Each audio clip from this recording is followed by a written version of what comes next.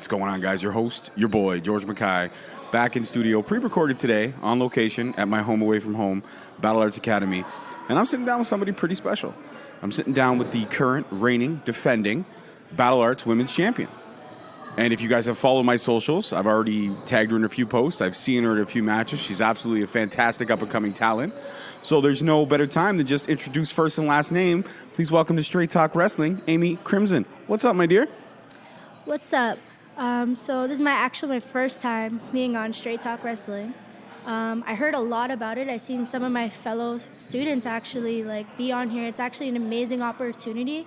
I actually came from a wrestling background. I love wrestling my whole life. So this is actually a dream, to be actually interviewed about wrestling. So cool.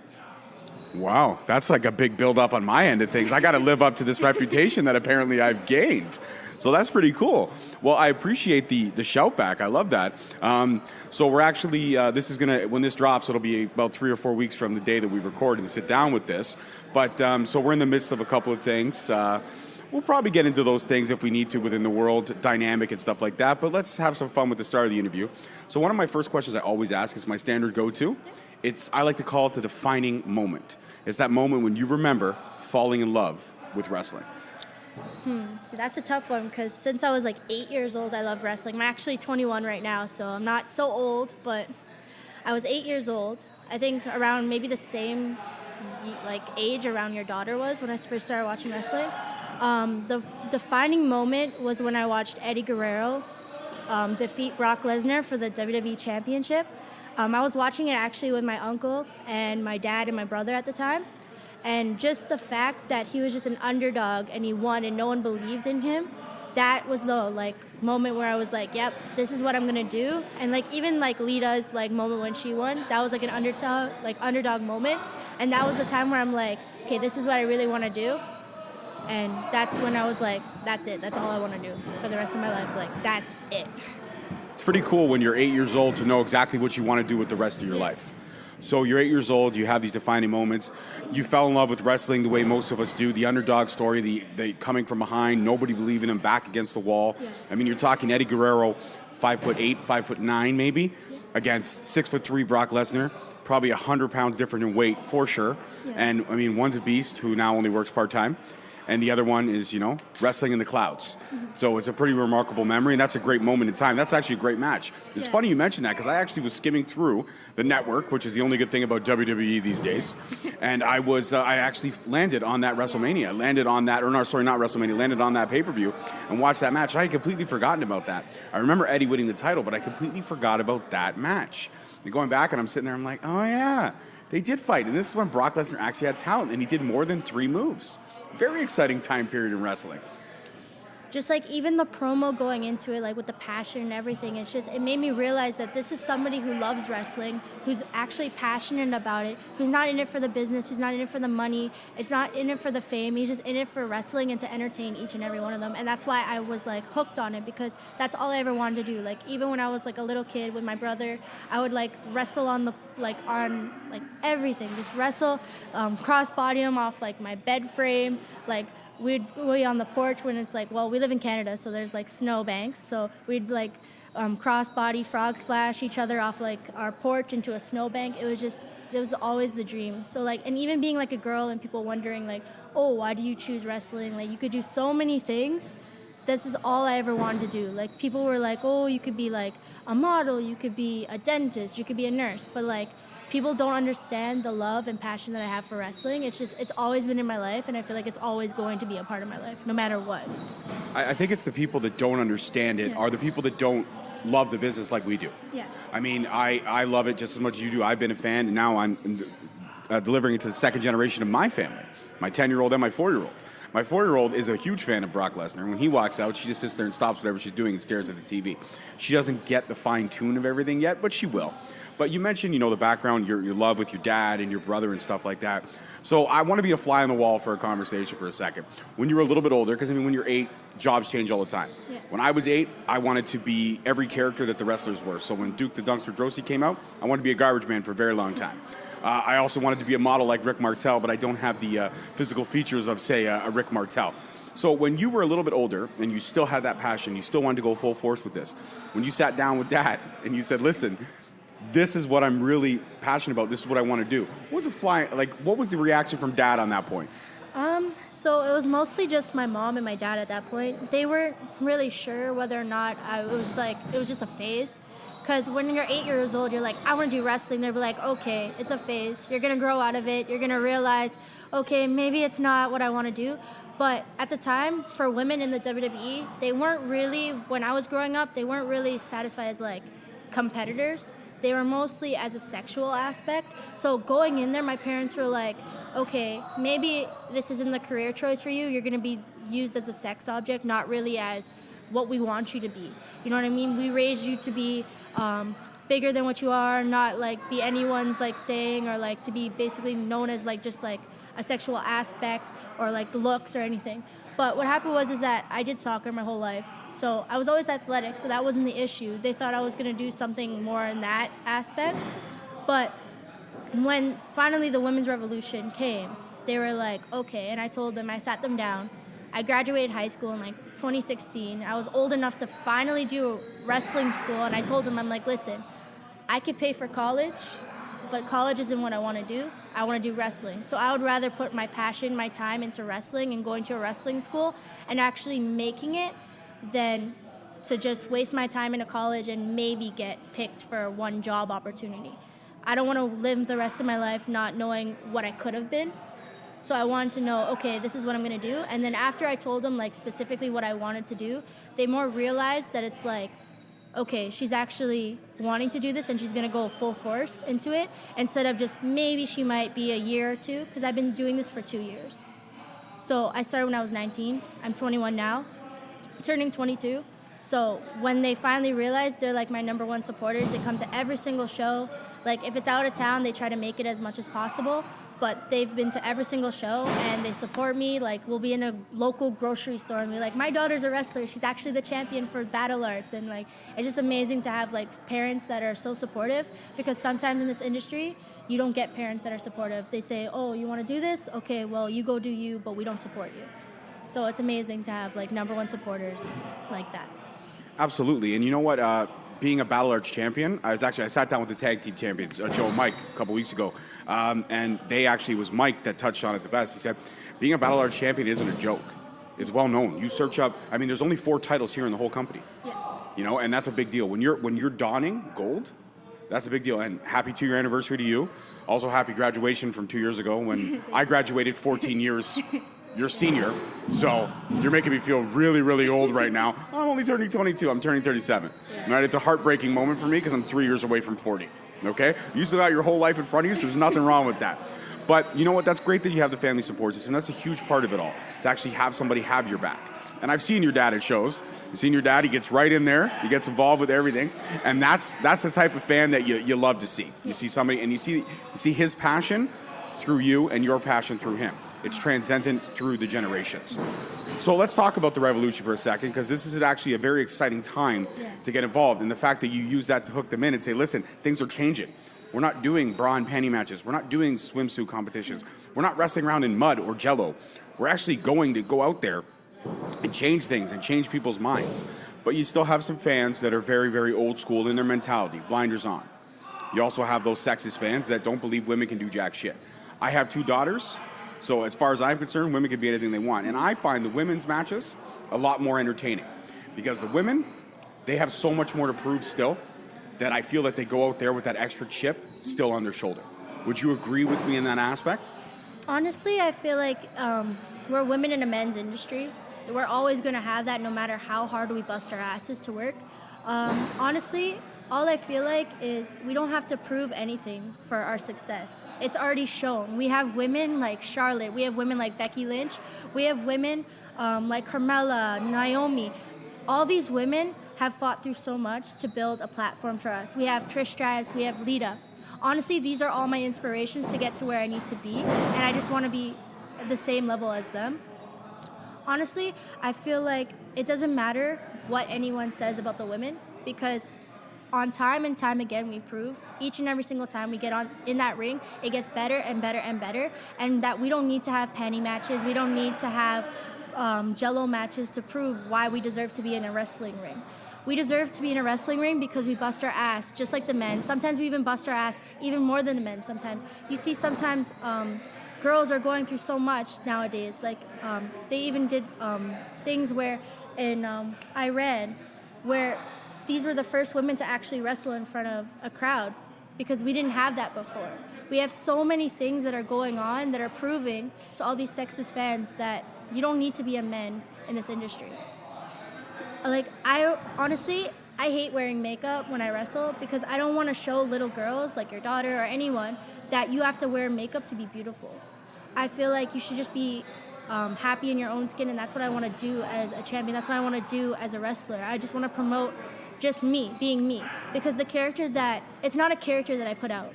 The character is actually me. Like, who I wrestle as is me. So it's either you like me as me and you take me as me, and that's all. And that's what I want to promote to little girls, that you don't have to be whatever the media tells you. You don't have to be skinny. You don't have to be thick. You don't have to be whatever they say. As long as you're beautiful as you, that's all that matters. You are a wise soul. You are definitely older than 22. I have to say this. I'm sitting here listening to you. I'm thinking like, damn, this is somebody who's been through a lifetime of stuff. No, but everything you're saying is truthful. I respect it, and I retain it. But you know what? A couple times that I've seen you wrestle, you are no joke. You handle your business in the ring. And one of my favorite matches was actually the first time that I saw you, which I did not know you were going to be on the card. And I think you know what I'm talking about. It was Revolution. Revolution Women's Wrestling was their second event. I have been very passionate and affiliated with that brand from day one.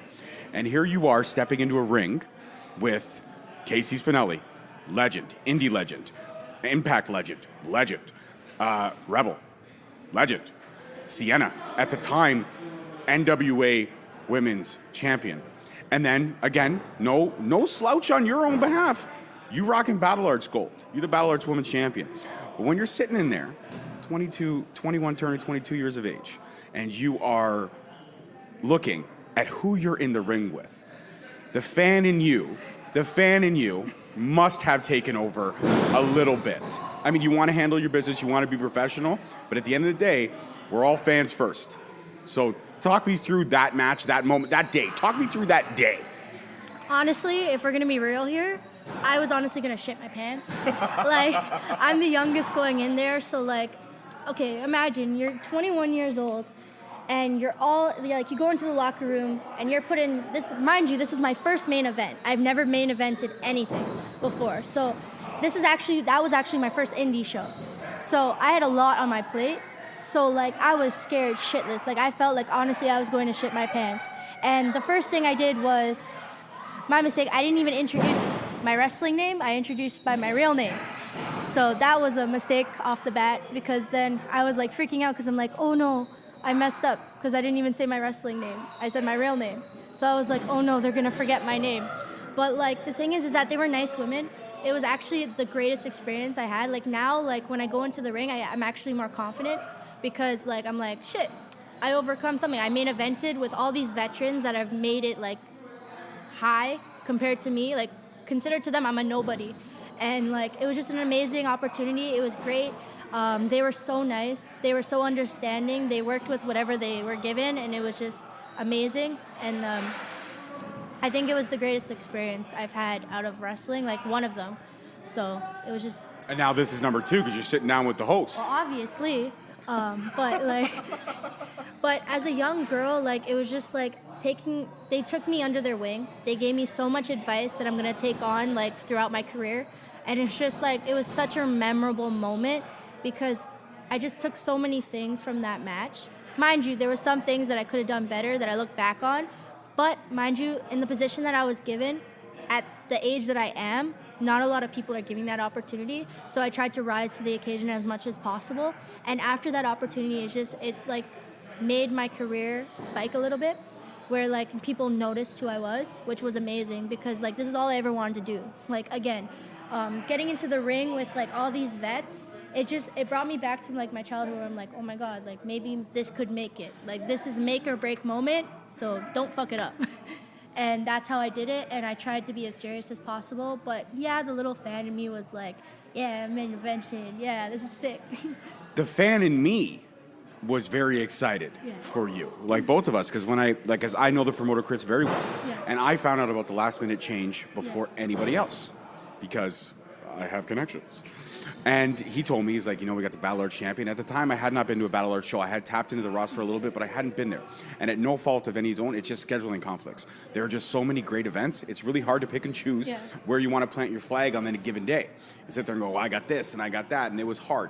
But now I decided, after seeing that match, credit to you. You were the one that made me sit there and say, you know what?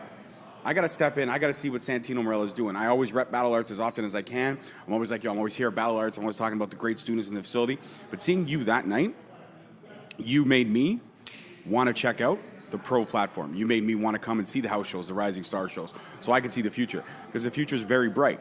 And speaking of the future very bright, because we're segueing so beautifully through this interview, is this day and age right now in wrestling, it's an exciting time. It's an exciting time, minus all the negativity that's going on in the world right now. We'll get into that for a little bit, because I want to get your thoughts on that. But it's an exciting time because you've got AEW. Yeah.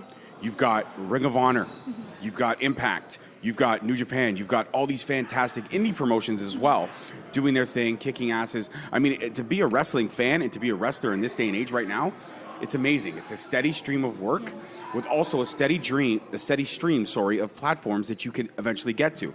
And streaming services and stuff like that have made it very easy.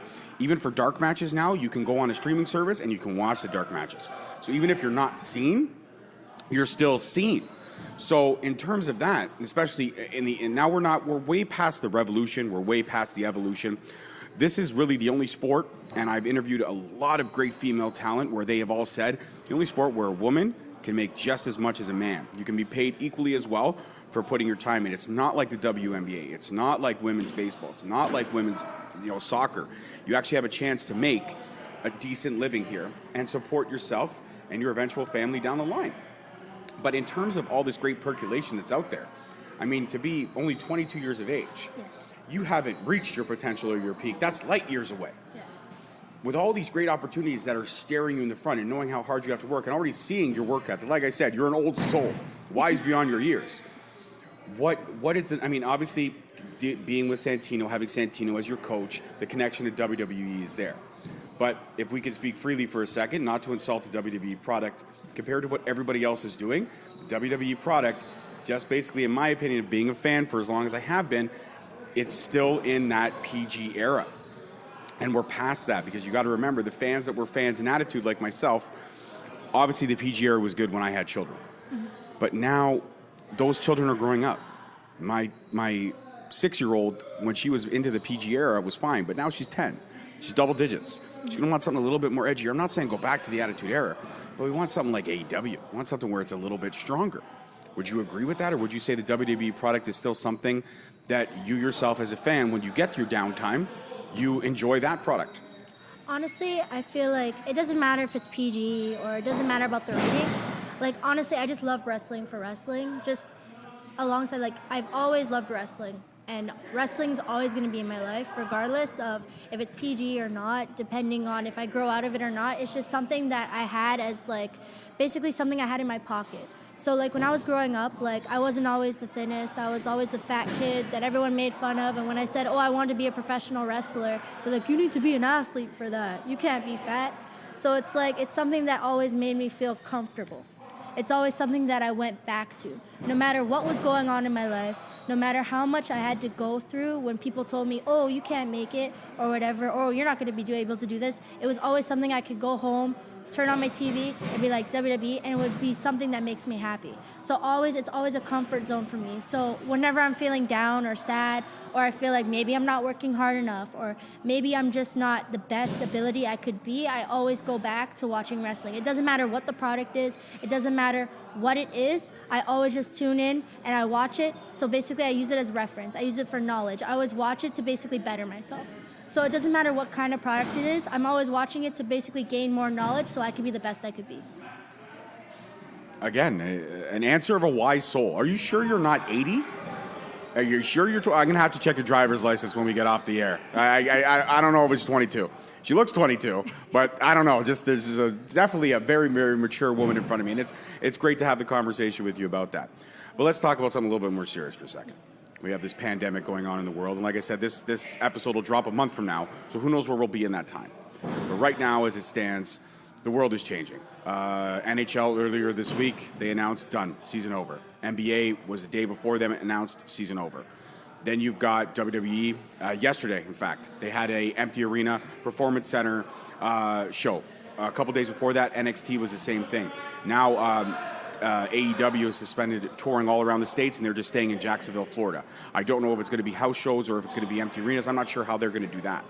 You got Ring of Honor canceling things in Vegas. You've got indie shows canceling stuff down or canceling tickets. Like if you already bought a ticket and then the capacity, because what we're hearing is capacity could be 200 or less. Yeah.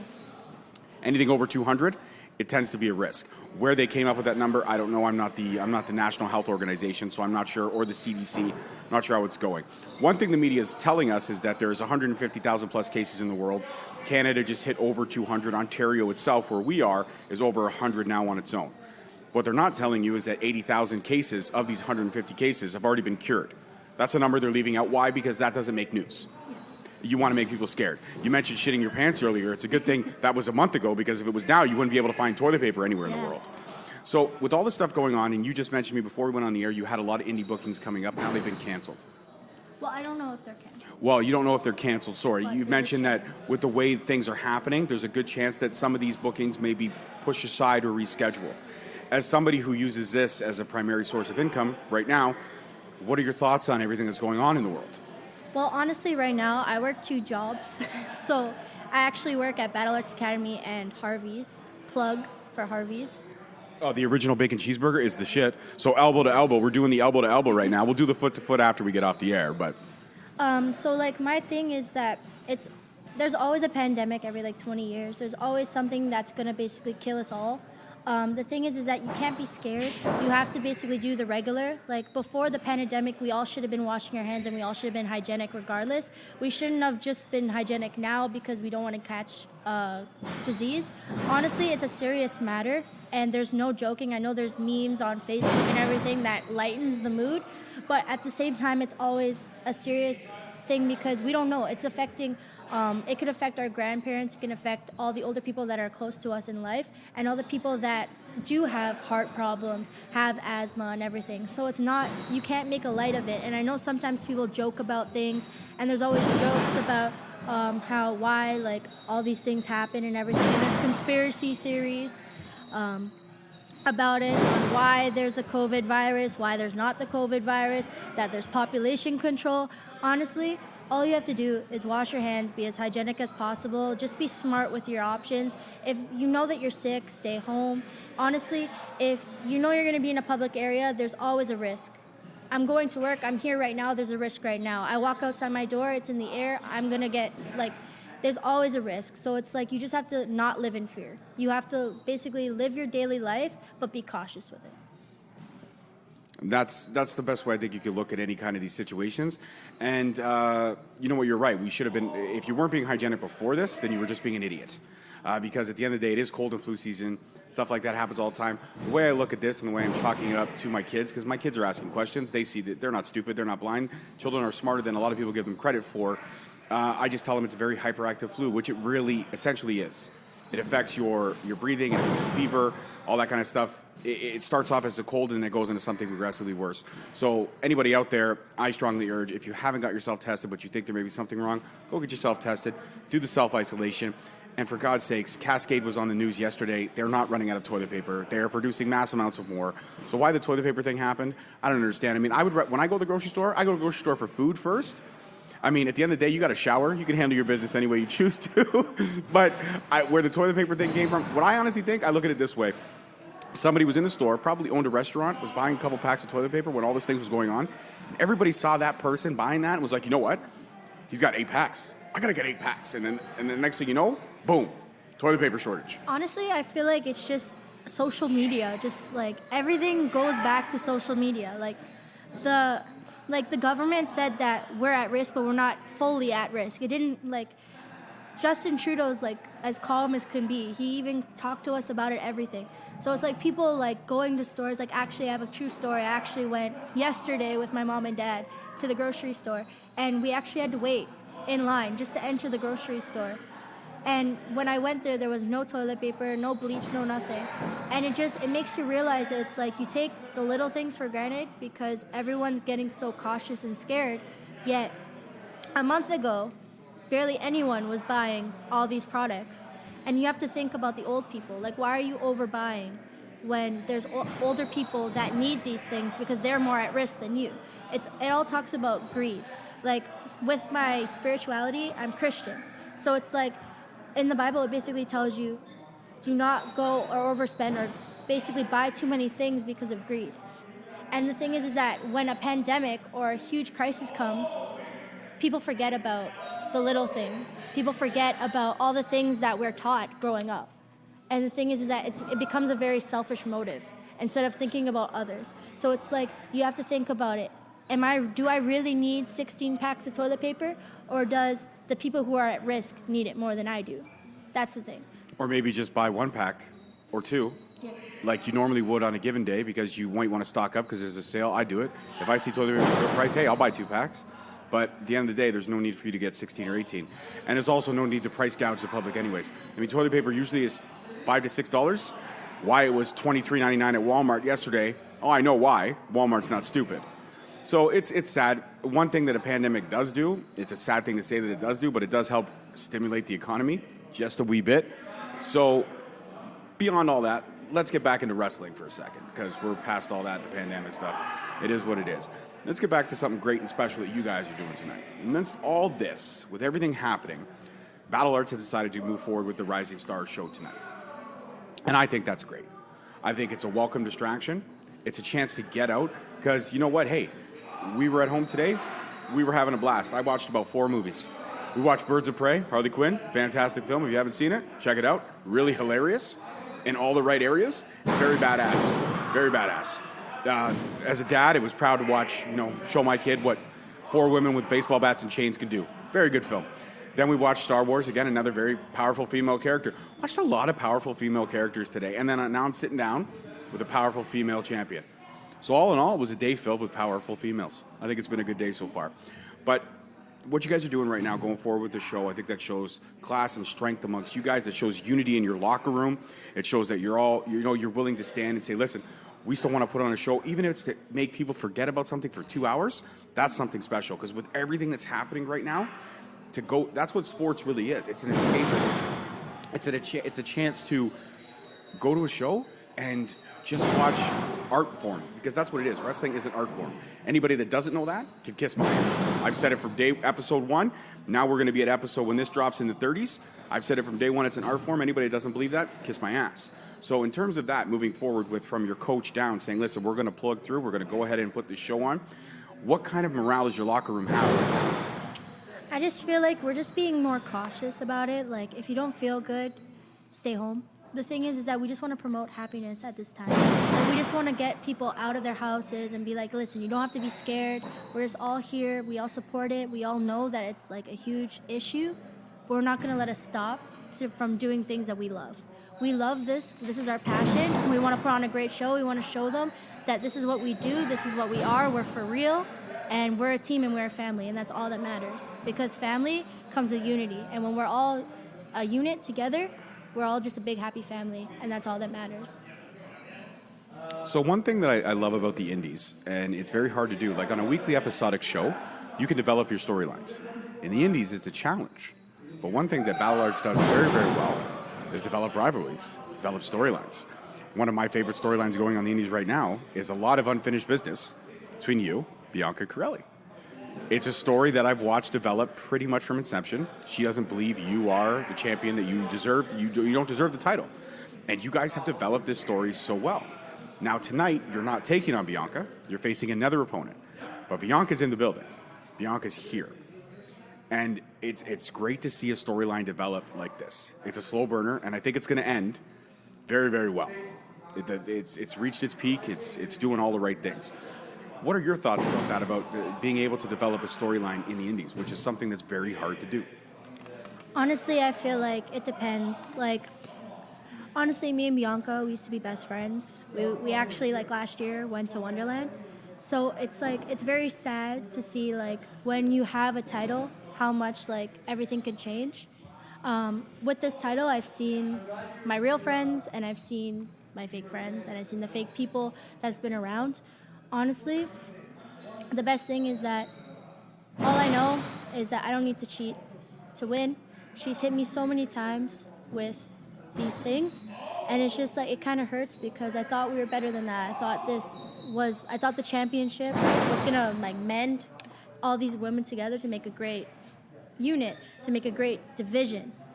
But the thing is that business is business, and I understand that, and we can't have all friends in this business. And I know that we're gonna have to fight each other eventually. But what she has done isn't the greatest, and it's not the best way. And honestly, what I'm going to do is I'm going to prove to each and every one of these people why I deserve to be the women's champion, why I'm Battle Arts women's champion, and why I've been to where I've been. Because I didn't give any opportunities. I didn't get any opportunities given to me. I've proven for the past 2 years why, since I was a nobody to where I am now, nobody knew who I was. I had to prove each and every single time I got into that ring. I had to lose the weight. I had to bust my ass every single time to prove why I'm even a speck on this women's division. So for someone to think that I don't even deserve the opportunities that I'm given, that kind of hurts, especially coming from a former best friend that I considered a friend. Wow, that was intense. So if I could get into the booking mindset for a second, would you be open to ending this in a place where she can't possibly run away? And I think you know where I'm going with this. I mean, locking it down in a steel cage, possibly your first steel cage match ever, because this is a grudge match that's not ending anytime soon. She's been very vocal about how much she wants that strap, how much she thinks she deserves it more than you do. So, I mean, and every time she's done something underhanded, it's been right, and then she runs. She's gone. So you don't get a chance to really get your hands on her. So if we were to lock this down in a steel cage, would that be something that, if it could be done and done right, that you would be open to? Because I think that's the only way it's going to end. Honestly, I feel like if we have issues, we have issues. It's not going to matter where we are, what aspect we are. The thing is that it depends if she's even willing to do it. I'm down for anything. Like, she's done so much to me that at this point, it's so personal that it doesn't matter where it is. I'm going to finish it, I'm going to get it done, and I'm going to show her why I'm the Battle Arts Women's Champion. I like it.